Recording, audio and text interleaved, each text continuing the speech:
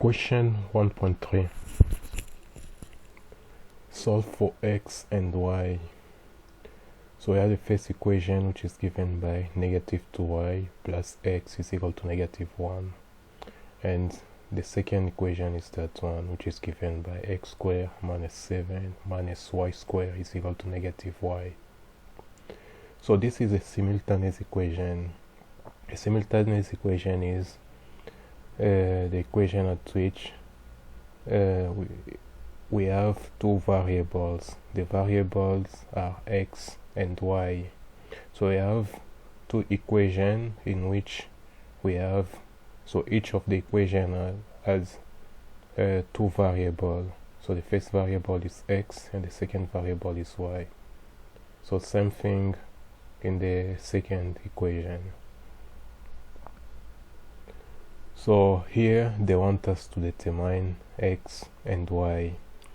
So they have used different steps until they get the value of y. So here we have two values of y, and then we have two values of x. So x1, the first x is 3 and the second x is negative 3. So the first y is 2 and the second y is negative 1. So now how they go from the question to the solution. So we have different steps. So we have the first equation that we called equation 1 and the second equation that is called equation 2. So we have different steps. So we have in total 9 steps. So we have step 1, step 2, step 3, and so on up to step 9. So in the first step, so that is what we have in this first step. So the first step is to make x of equation 1 subject of formula. So that is equation 1.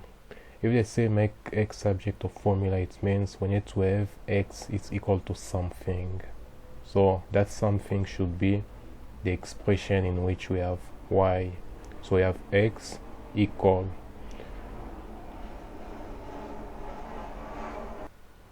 So now how they went from this to that one. So all they did is they just bring negative 2y to the other side. And negative 2y, when it moves from the left to the right, so the sign is gonna change. So we're going to have a positive. So that's the reason why we have a positive sign. And then we have negative 1. So we are going to say x is equal to 2y minus 1. So this is how they have done step 1. So now we have step 2. Substitute the expression of x found from step 1 into equation 2. So we have the expression of x, which is 2y minus 1. So it means all this represents x. So now I'm going to take this 2y minus 1 and then I bring it into I replace it by x of the second equation.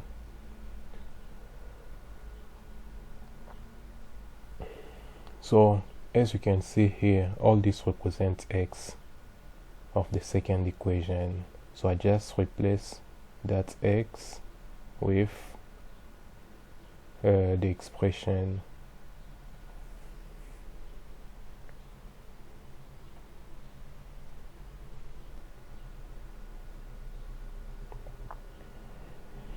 So all this represents equation 2, but the value of x is replaced by 2y minus 1. How did I get 2y minus 1? So that comes from step 1.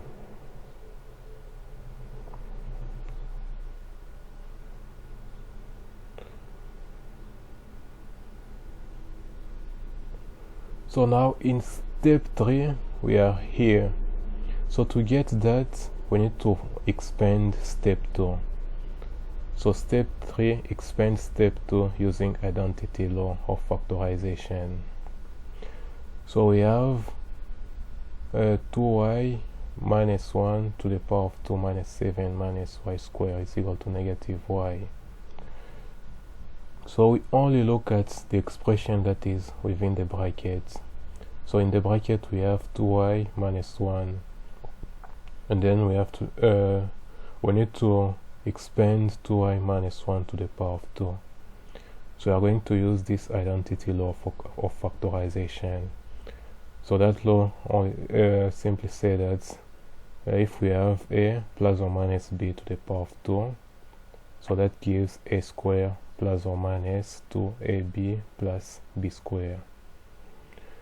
So this is the expansion of that one, because that is a factorized expression, but this is an expanded equation.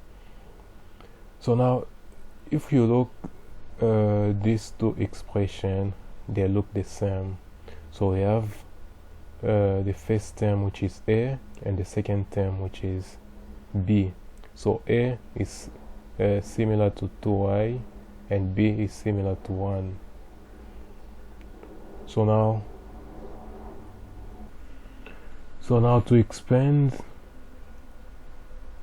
this expression, I'm gonna use that identity law. So I'm going from this to that one, because that is a expand form. So I first use a square. So a represents 2y. So 2y to the power of 2 is gonna give me 4y squared. And then I repeat the sign. If we have negative here, we also need to have a negative there.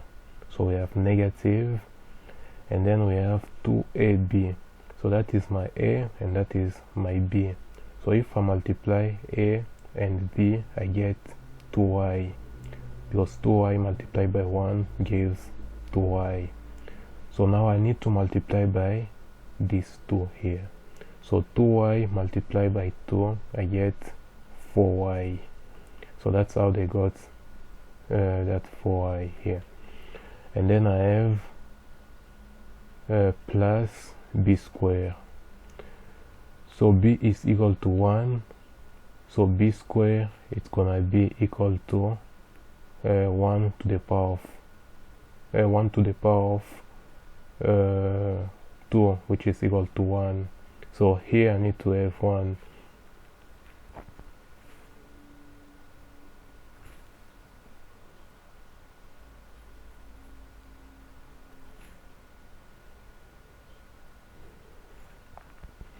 So now, if you can see these parts here, all these parts, so we have 2y minus 1, everything to the power of 2, everything to the power of 2, so it's the same as that one. So if you look at these parts here, is that one. So we have 4y squared minus 4y plus 1. So it just came from this. So this is the same as that one. And then we have negative 7. We'll just repeat negative 7 as it is, and then minus y squared, and then we say equal to, we also copy negative y. So if we do that, we basically get this expression, which is the same as what we have in step 3.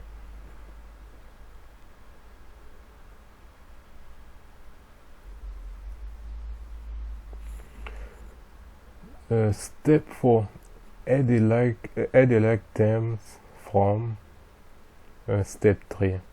So that is the expression of step 3. So we need to see if they are like terms, and then we add them. For instance, we realize that we have 4y squared and negative y squared. So these are like terms since they have y squared, which is in common. So we are going to add these two. 4y squared minus y squared gives 3y squared.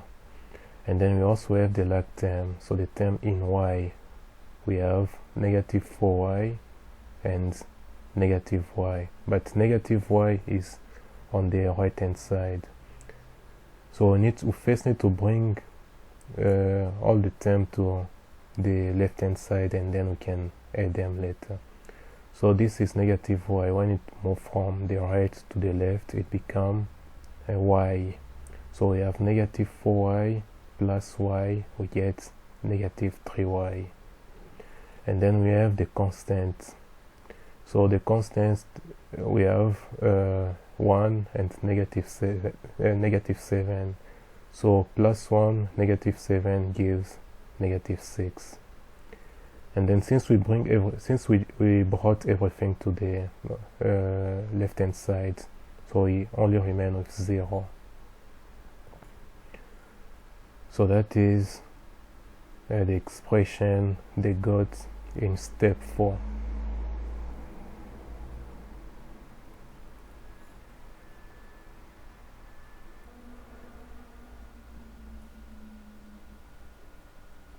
And then we have step 5. So that is step 5. So they went from this to this. So this is the expression of step 4. 3y squared minus 3y minus 6. So here, how they find the expression in step 5, they just simplify the expression in step 4. So how did they simplify? They realized that there is a value that can go outside. So 3 is a common factor of each term. So if we look, the first term we have 3, in the second term we have 3, and then we also have 3 in 6, because 6 is equal to 3 multiplied by 2.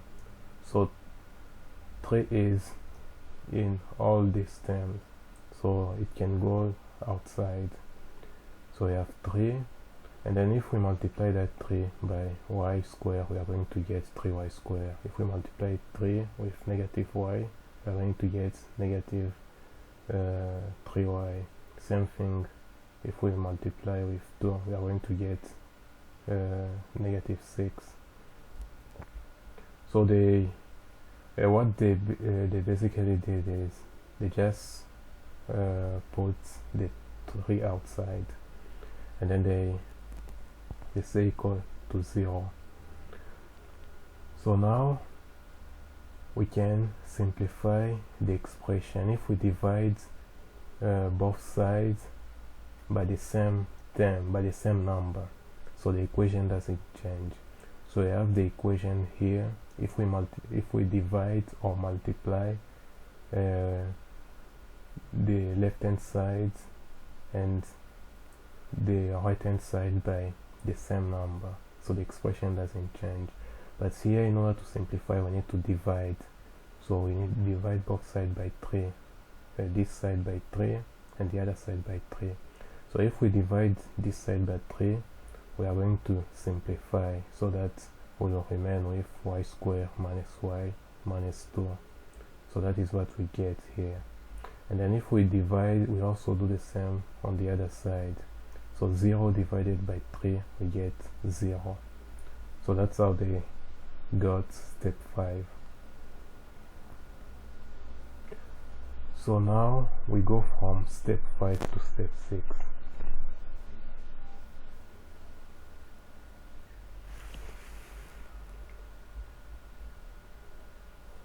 Step 6. Solve the equation found in step 5. It means determine the value of y. Because if we look at the expression of step 5, so that is a quadratic equation. So we can find the value of y, because we went from an equation that contained 2 variables, and then we end up to the equation in which we only have one variable which is y. So we can use the ordinary method to solve this equation. So among the methods to solve a quadratic equation, we have the factorization method and the so-called delta method, the one that we use to the method that we use delta to determine the value of x and y. But the factorization method is a simple one, so that is what they use here. So here we have the expression from step 5, y squared minus y minus 2 is equal to 0. So here we are going to use the factorization method to solve this equation. So in other words, we first need to factorize this expression. So to factorize this expression means we need to replace it by two brackets that multiply one another as they found, as it is determined in step 6. So to factorize this expression, we need to use the methods called sum and product. So what is the sum? Sum is the coefficient of y. So in that case, the coefficient of y is -1. So we are going to say the sum is equal to -1. And the product is the constant. So the constant is -2. So here we have -2. So that is the product. So that sum is the sum of what? It's simply the sum of the value of y that I'm gonna get if I solve this equation. So if I solve this equation, I'm gonna get two value of y, y1 and y2. Now if I add y1 and y2, I'm gonna get -1, which is called sum. And if I multiply y1 and y2, I'm gonna get -2, which is the product. So if I have the sum and the product, then I'm gonna need to figure out two numbers so that when I add them, I'm gonna get -1, and when I multiply them, I'm gonna get -2.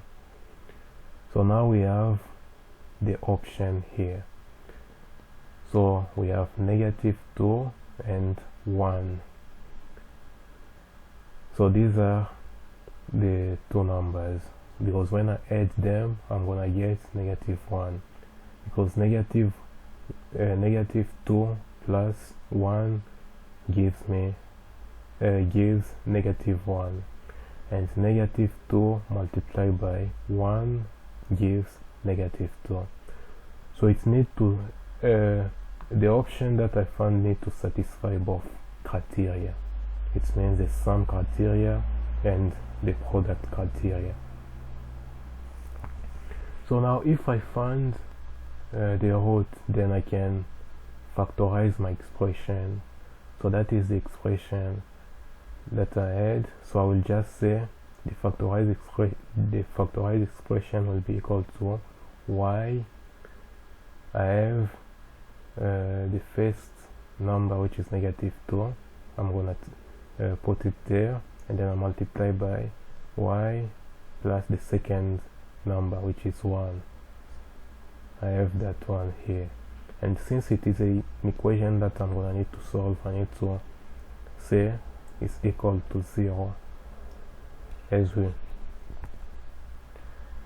have here.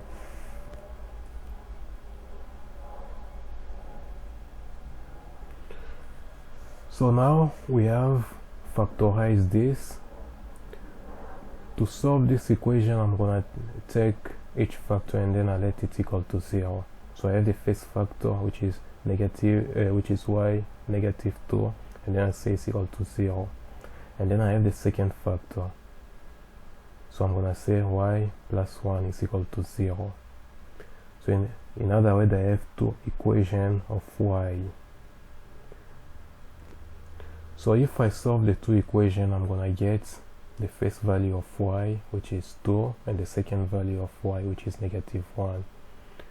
Okay, let's go back and see, because that is the first equation.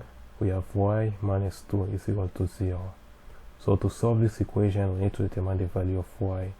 To determine the value of y, we just need to bring negative 2 to the other side. When it's moved from this side to the other, the sign change.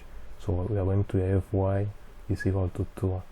And from the second equation, we are going to have y is equal to negative 1. We bring that one to the right hand side. It becomes negative. So we have y1, which is 2, and y2, which is negative 1. So I haven't yet finished.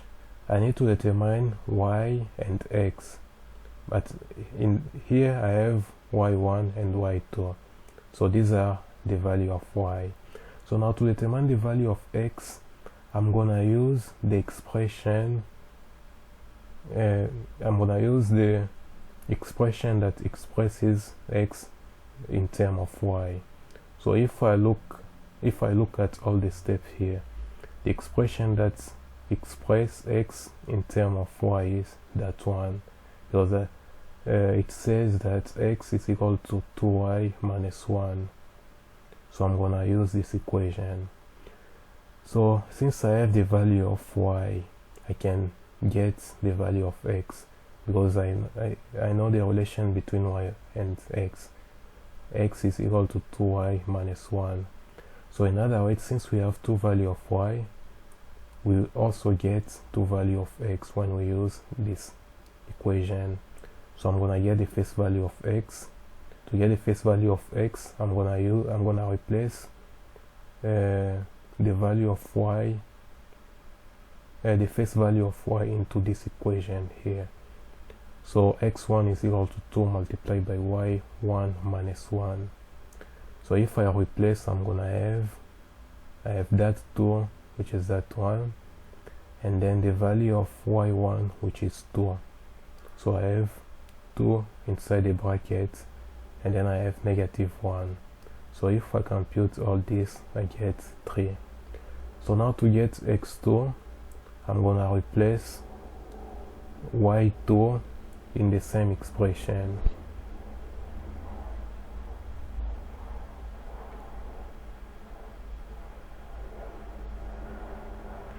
So in other words, I'm gonna say x2 is equal to 2 multiplied by y2 minus 1.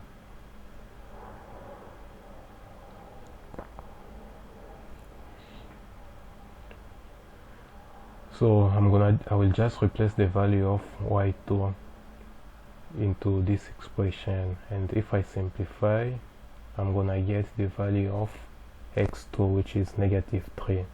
So that's how they got. We have the value of x1, which is 3, and x2, which is negative 3. So we have x, which is 3, and x1, which is 3, and x2, which is negative 3. That's it.